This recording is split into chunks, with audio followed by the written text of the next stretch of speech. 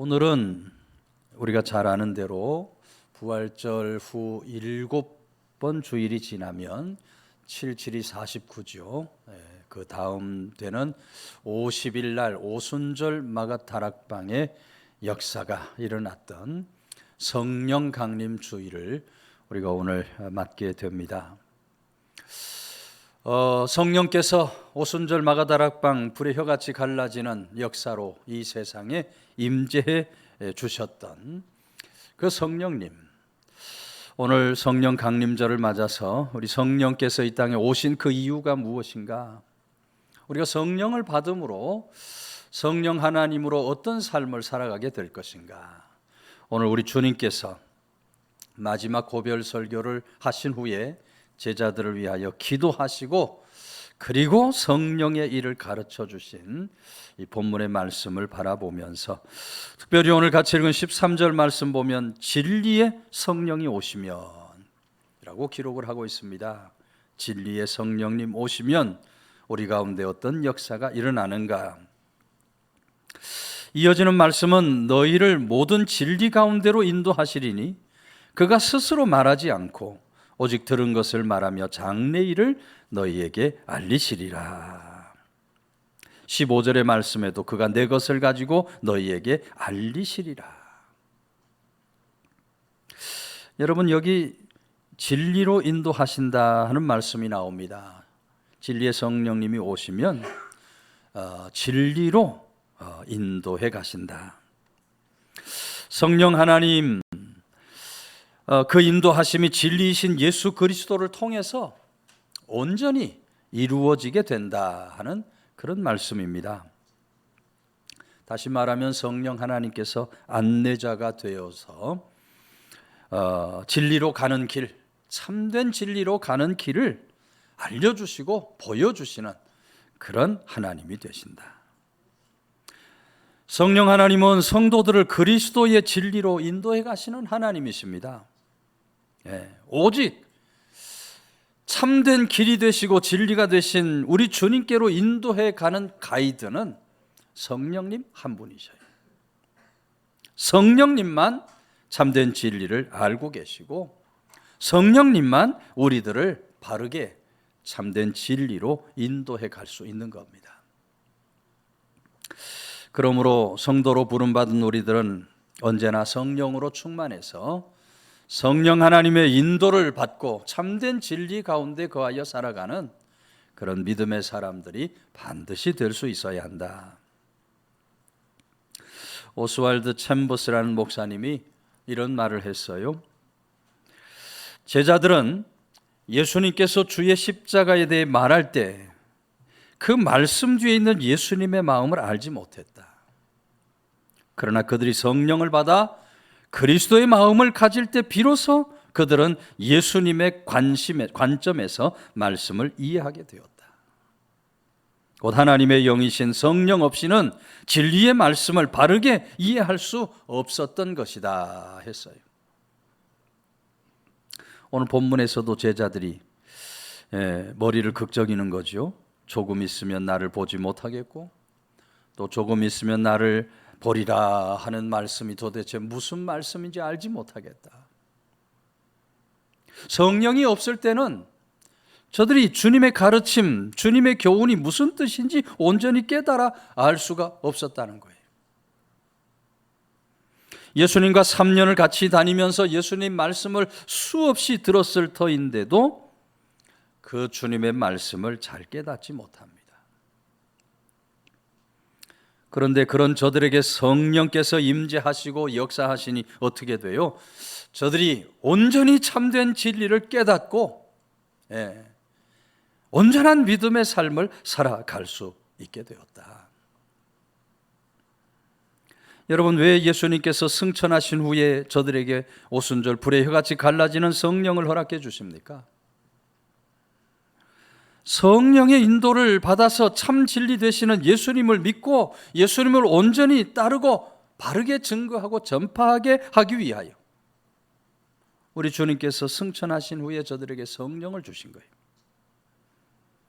저들이 오순절 마가다락방 성령을 받을 때에 흔들리지 않는 믿음의 확신 위에 세워질 수 있었고, 저들이 오순절 마가다락방 성령의 임재를 경험하게 될 때에 자신들의 목숨을 내놓는 것을 아까워하지 않고 주의 복음을 증거하고 전파하는 그런 담대한 제자들이 될 수 있었다. 여러분, 오늘 우리들도 성령 강림절, 성령 임재를 통해서 참된 진리를 깨닫고 이 진리, 이 복음을 널리 증거하고 전파하는 그런 참된 제자의 삶을 살아가야 할 줄로 믿으시기를 바랍니다.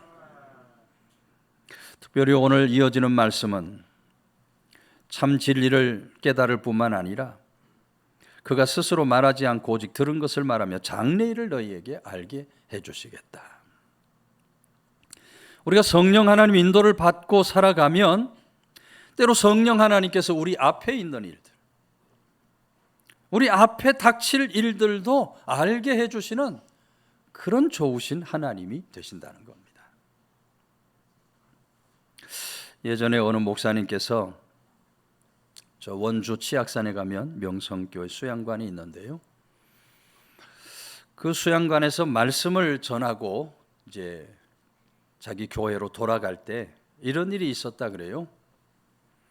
명성교회 수양관에서 자기 교회 가는 길에 터널이 여러 곳이 있어서 그것을 통과해 가게 되는데 어느 터널 앞에 이르게 되니까 자꾸 속력을 줄이고 싶은 마음이 생기더라는 거예요. 이 속도를 좀 줄여야 되겠다, 이런 마음이 생기는 거예요.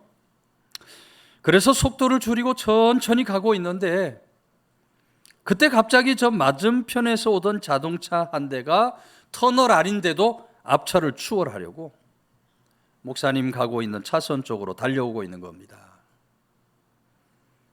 그러면서 이 목사님 차를 보자 이 사람이 급하게 핸들을 꺾어서 정말 아슬아슬하게 부딪히지 않고 사고를 당하지 않을 수 있었다. 그때 그 목사님이 천천히 달려서 그렇지 만일 평소대로 속력을 내어서 달렸다면 아마 큰 사고를 당하게 되고 잘못하면 죽을 수도 있는 그런 사고를 만날 수도 있었다. 이 목사님이 그때 자신의 마음에 천천히 갔으면 좋겠다 하는 마음을 성령 하나님께서 주셨기에 생명을 부지했지, 만일 그런 마음의 감동이 없었다면 정말 큰일 날 뻔했다고 우리 목회자들에게 간증하는 그런 이야기를 들었던 기억이 있어요. 여러분, 진리의 성령 하나님은 그렇게 때로 우리 장래일을 보여주시고 알려주시는 그런 하나님이 되신다.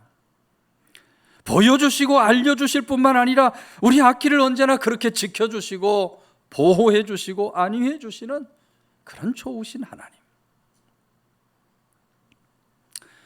우리나라 한국전쟁 6.25가 끝난 직후에 수색대원 3명이 최전방에서 수색을 하고 부대로 돌아가는 길에 있었던 실화의 이야기입니다. 실제로 있어서 전해지는 이야기예요.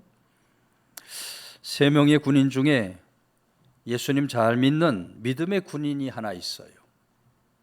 이 믿음의 군인이 수색 마치고 돌아가는 길인데 오늘은 왔던 길로 가지 말고 다른 길로 돌아갑시다 이야기를 합니다.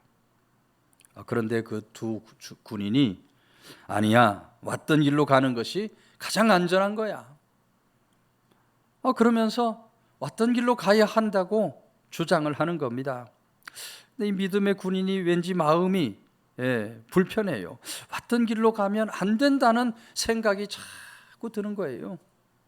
그래서 오늘만은 제발 그 길로 가지 말고 내가 말하는 대로 다른 길로 가자.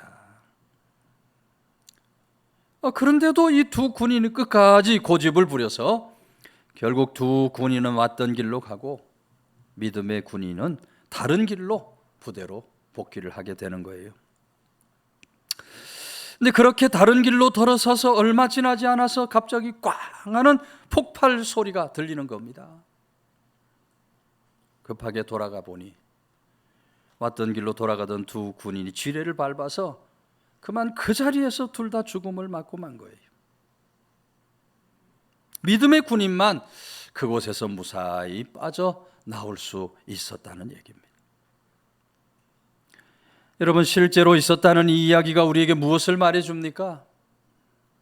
오늘도 여러분, 성령 하나님은 우리들의 그 길을 이끌어 인도해 가시는 하나님이시다. 우리 앞길을 알려주시고 우리 앞길을 지켜주시고 보호해 주시는 그런 하나님이 되신다. 그래서 성도는 언제나 성령께 예민한 마음가짐을 가지고 살아갈 수 있어야 돼요.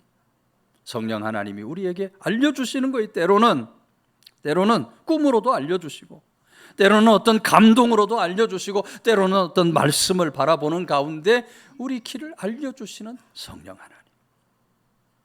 우리로 하여금 이 세상에서 넘어지고 실족하지 않도록 붙들어 주시고 지켜 보호해 주시는 그런 성령 하나님이 되신다.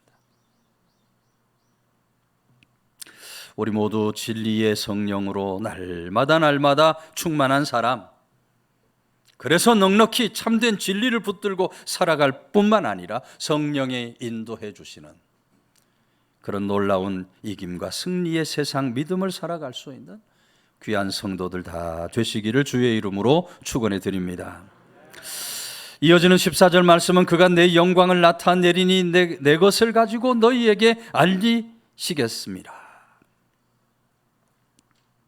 내 영광을 나타내리니 그랬어요. 이 영광을 나타내리니 하는 말, 헬라어 원어로 보면 독세사이라는 말인데요, 이것이 미래 시제로 사용이 되고 있습니다. 그러니까 성령님의 하나님을 영화롭게, 그리스도를 영화롭게 하는 그 사역은 쉼 없이 계속해서 미래에도 이어지게 될 것이다 하는 것을 보여주는 말씀이에요. 여러분, 예수님께서 죽기까지 복종하여 하나님께 영광을 돌려드렸던 것처럼 오늘 성령으로 충만한 사람은 주님의 영광을 위하여 살아가는 그런 삶을 반드시 살아가게 돼요. 오늘 우리 모두 성령 강림절, 성령으로 충만한 사람들이 되어서 오직 주의 나라, 주의 의, 주의 영광을 위해서 살아가는 믿음의 권속들 다 되어야 할 줄로 믿으시기를 바랍니다. 사랑 플러스라는 병원을 세운 국희균이라는 원장님이 계십니다. 사랑병원, 사랑 플러스 병원. 이 국희균은 어린 시절 굉장히 가난한 삶을 살았다 그래요. 아주 불우한 삶을 살게 된 것은 부모님이 하던 사업이 파산이 되는 바람에 그만 가난으로 몰리게 됩니다. 어린 시절 국희균이 영양실조에도 걸리게 되는 거예요. 먹을 것이 없으니까 영양실조에도 걸리고, 너무너무 가난하고 곤핍한 삶을 살다 견디다 못해서 자살을 시도하기도 했다 그래요. 다행히 중학교 때 친구의 전도를 받아서 교회를 나가게 되는데, 그렇게 중고등학교 시절 믿음의 삶을 잘 살아가다가 대학 들어가고, 그리고 의사가 된 후에 다시 교회를 떠나게 되는 겁니다. 교회를 떠나서 젊은 시절 아주 방탕한 삶을 살아가는 거예요. 병원에서 의사로서의 삶을 살아가고 있는데 어느 날 아주 신실한 간호사가 국희균에게 와서 복음을 전하는 거예요. 과거에 예수를 믿었던 경험이 있다 하는 이야기를 듣고 이 간호사가 더 열심히 복음을 전해서 국희균이 다시금 교회를 가게 된 겁니다. 교회 첫 발을 들여놓았는데 예배 시간에 그날 목사님께서 아브라함과 롯의 설교를 하시는 거예요. 그 말씀을 들으면서 국희균이, 그래, 바로 내가 이 멸망당할 롯이구나. 참담한 마음으로 그 말씀을 듣고 있는데 그 순간 어디에서 세미한 음성이 들렸다 그래요. 너는 롯이 아니라 아브라함이다. 지금까지 내가 너를 기다렸다. 하시는 세미한 음성이 들리는 겁니다. 10년 넘게 자신을 기다려 주셨다고 하는 그 하나님의 음성 앞에 국희군이 눈물을 쏟아내며 쓰러지는 거예요. 그리고는 통성으로 하나님 앞에 울부짖으며 기도하는데 성령께서 강력하게 임재를 하시는 겁니다. 기도하는 중에 갑자기 목이 막히고 혀가 말려 들어가 이상한 말들이 막 쏟아져요. 뭘 받은 거예요? 방언을 받게 되는 거예요. 그때부터 국희군이 살아계신 하나님께 대한 확신을 가지고 그의 삶을 완전히 바꾸게 됩니다. 방탕했던 삶을 다 청산하고 다니는 병원을 정말 복음적인 병원으로 바꾸는 거예요. 병원에서 늘 찬송하고 늘 기도하고 말씀을 보면서 병원에 오는 환자들에게 복음을 증거하고 전파하는 그런 의사가 되는 겁니다. 수술할 때마다 그는 기도를 드려요. 하나님, 이 손을 사용하셔서 이 환자를 고쳐 주옵소서. 그렇게 기도하고 수술을 했다 그래요. 어느 날 성령의 감동이 몰려옵니다. 너 선교 병원을 만들어라. 그래서 여러분, 국희군이 선교 병원을 개원하는 거예요. 그리고 8년이 지난 2013년에 더 브릿지를 설립하고 병원 수입의 10분의 1을 선교 사업에 내어놓고 의료 선교를 시작했다 그래요. 교회와 같은 병원을 꿈꾸면서 일주일에 3번씩 병원에 있는 모든 사람들을 불러 모아놓고 하나님 앞에 예배를 드립니다. 그리고 해마다 2번씩 병원의 의사 간호사를 꾸려서 어려운 나라, 불우한 나라를 다니면서 의료 선교를 하는 거예요. 국희군은 오늘도 예수쟁이 의사로 이 자리에 있는 것은 하나님께서 늘 그렇게 상황을 만들어 가셨기 때문입니다. 지금 이 자리에 병원을 하고 있는 것도 하나님께서 그렇게 만들어 가신 겁니다. 하나님께서 순간순간마다 똑같이 역사해 주심으로 나는 오직 하나님 영광을 위하여 살아갈 뿐입니다. 고백하고 간증하게 된 줄로 믿으시기를 바랍니다. 여러분, 성령 하나님께서 임재하시면 성령 하나님의 인도하심을 받아 하나님 영광을 위해서 살아가게 되어 있어요. 성령으로 충만해지면 우리 삶이 하나님 영광을 구하고, 성령으로 충만해지면 우리 가정이 하나님 영광을 구하고, 성령으로 충만하면 이 세상도 믿음도 하나님 영광을 구하며 살아가게 될 줄로 믿으시기를 바랍니다. 그래서 오늘도 우리 옆에 있는 분들과 인사합시다. 하나님 영광을 위하여 살아갑시다. 하나님 영광을 위하여 살아갑시다. 우리 모두 날마다 성령으로 충만한 사람, 성령의 인도하심으로 하나님 영광을 나타내며 살아갈 수 있는 귀한 성도들 다 되시기를 주의 이름으로 축원해 드립니다. 마지막 20절은 내가 진실로 너희에게 이르노니 너희는 곡하고 애통하겠으나 세상은 기뻐하리라. 너희는 근심하겠으나 너희 근심이 도리어 기쁨이 되리라. 기쁨이 되리라 그랬어요. 카란 케네세타이라는 말인데 문자적인 뜻은 즐거운 잔치라는 의미입니다. 그러니까 성령이 임하게 되면 우리 속에 기쁨이 되는 기쁨의 역사가 일어나는데 그것이 바로 즐거운 잔치가 그것이 여러분 성령 강림절에 임하셨던 성령의 역사였던 겁니다. 여러분, 성령이 우리 가운데 임재하시면 우리 삶의 모든 근심 걱정이 다 사라집니다. 성령이 우리 가운데 임재하시면 우리 삶의 모든 눈물 한숨이 다 거두어지는 거예요. 성령께서 임재하시면 그 삶에 하늘의 기쁨이 가득하게 될 줄로 믿으시기를 바랍니다.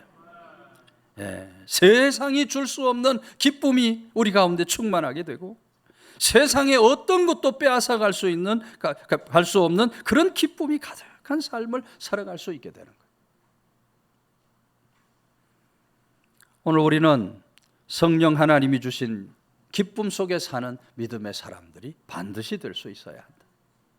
날마다 기쁩니다. 감사합니다. 성도는 그런 고백으로 이 세상을 살아가야 돼요. 하나님을 믿는다 하면서도 마음속에 기쁨이 없어요. 감사가 없어요. 절대로 참된 믿음이 될 수 없습니다. 예. 성령께서 충만한 삶은 언제나 기쁨과 감사가 가득. 정말 믿음으로 살아가느냐 그렇지 않느냐의 그 척도가 바로 기쁨에 있다는 것을 우리가 잊지 말아야 돼요. 예. 오늘 우리 믿음의 사람들 주신 세상 믿음을 살아가면서 언제나 성령으로 충만해서 성령이 주시는 그 기쁨 가운데 든든히 서는 그런 믿음의 사람들이 반드시 될 수 있어야 한다. 어떤 남자가 사고를 당해서 얼굴에 큰 흉터가 생기게 됐다 그래요. 성형외과 의사를 찾아가서 이제 상담을 하게 되는 겁니다. 얼굴 성형을 하려고 하는데 선생님 좀 잘 좀 성형해 주십시오. 그랬더니 의사가 하는 말이 내가 성형을 해드릴 수 있는데 어떤 사람 얼굴처럼 성형을 해드릴까요? 아주 외과 의사가 아주 수술을 잘했던 모양이에요. 어떤 사람 모습으로 만들어 드릴까요? 하니까 이 사람이 누구 얼굴을 비슷하게 만드나 고민하다가 벽을 보니까 벽에 예수님 성화가 걸려 있어요. 저분 인상이 참 좋은데 저분과 함께 성형해 주시면 좋겠습니다. 한단 말이에요. 의사 하는 말이 알겠습니다. 제가 저분과 함께 성형을 해드리는데 한 가지 조건이 있습니다. 저분은 하나님의 아드님이신 예수님이신데 저분 닮으려면 성형 수술로는 부족합니다. 성령 수술을 받아야 됩니다. 성령 수술. 아니 성형 수술 말고 무슨 성령 수술이라는 게 있습니까? 남자가 물으니까 그때 이 의사가 남자에게 복음을 전하는 거예요. 예수님이 어떤 분인지. 네. 성령 하나님 모시고 살면 저 예수님 같이 저 예수님 모습으로 얼마든지 살아갈 수 있는 그것이 바로 성령 수술이다 이야기를 해줘요. 이 남자가 내가 그렇게 하겠습니다. 수술 받고 난 후에 예수님 믿고 성령 수술 받겠습니다. 약속을 하고 수술을 받고 난 후에 교회를 등록하고 정말 열심히 예수님을 믿어서 여러분 성령 수술도 받게 되었다는 거예요. 네. 여러분 오늘 우리들도 날마다 성령 수술을 받으며 살아야 할 줄로 믿으시기를 바랍니다. 네. 오늘 우리 삶에 참된 기쁨과 감사가 넘치게 하시는 성령, 이 성령으로 언제나 충만해서 성령 수술로 변화된 삶을 우리가 반드시 살아갈 수 있어야 한다. 스웬들이라고 하는 사람이 쓴 책 중에 지금 시작해도 늦지 않다. 지금 시작해도 늦지 않다라는 제목의 책이 있어요. 이 책에 보면 50년 이상 교회를 섬겼던 82살 된 어느 노인 목사님 이야기가 나옵니다. 이 목사님 말년에 피부암이 걸려서 무려 15번이나 피부 수술을 하게 됩니다. 얼굴에 암으로 인한 상처 때문에 도무지 부끄럽고 창피해서 밖으로 나가지를 못해요. 집안에만 갇혀서 사는 겁니다. 그런데 오늘날 이 목사님이 계속 춤을이라고 하는 제목의 책을 읽게 돼요. 계속 춤을 춘다는 그런 의미의 책을 읽게 됩니다. 이 책에 보니까 등반사고를 당해서 목숨 잃을 뻔한 사람이 정말 말로 다 할 수 없는 그 힘든 통증을 겪으면서 그 통증 가운데 이런 고백을 하고 있는 거예요. 나는 통증이 영원히 나를 떠나지 않을 것이라는 사실을 분명히 안다.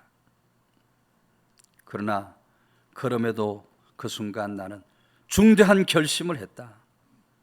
내가 이 일에 대하여 어떤 반응을 보일지 그것은 전적으로 내 선택에 달려 있는데 나는 고통을 선택하지 않고 기쁨을 선택하겠다. 이 노인 목사님이 그 글을 읽자마자 이 사람 미쳤군. 어떻게 그런 통증 속에서 기쁨을 선택할 수 있다고 그래? 나는 도저히 기쁨을 선택할 수 없어. 그러면서 책을 탁 덮어버려요. 어느 날 이 목사님이 말씀을 읽는데 말씀을 읽다가 바로 요 전장인 요한복음 15장 11절의 말씀을 읽게 되는 거예요. 내 기쁨이 너희 안에 있어 너희 기쁨을 충만하게 하려 함이라. 우리 주님의 기쁨이 우리 안에 있어서 우리 기쁨을 충만하게 해주신다 하는 그 말씀을 묵상하는 가운데 이 노인 목사님에게 성령께서 강력하게 임재를 하셔요. 성령이 강력하게 임재하시니까 그 순간 예수님의 기쁨이 자기 자신에게 있다는 사실이 깨달아지는 겁니다. 그 자리에 이 노인 목사님 무릎을 꿇고 주님 그 기쁨을 제게 주시옵소서. 그 순간 여러분 엄청난 기쁨 덩어리가 하늘에서 내려와서 그에게 탁 안기더라. 기쁨 덩어리가 얼마나 기쁜지 말이죠. 계속 춤을 책처럼 목사님이 막 덩싱덩싱 춤을 추는 거예요. 집안에서만 출 수가 없어서 막 밖으로 나가서 막 춤을 추는 거예요.